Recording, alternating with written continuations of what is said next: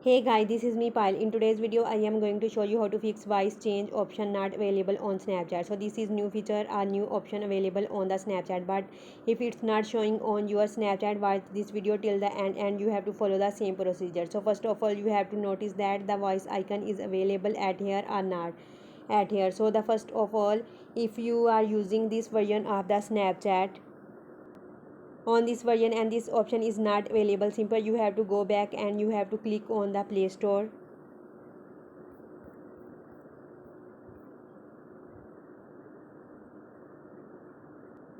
And from here you have to click on here, like here you will see updated button, so you have to update your Snapchat. After that, go back and you have to tap a while on the Snapchat application, click on the app info, and from here you have to click on the internal storage, and from here clear all data and caches.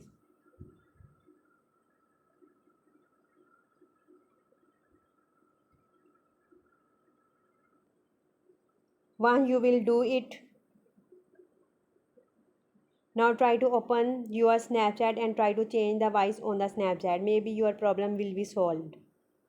So this was the process by which you can fix voice change option not available on Snapchat. If you find this video helpful, please like, share and subscribe. Thanks. Have a good day.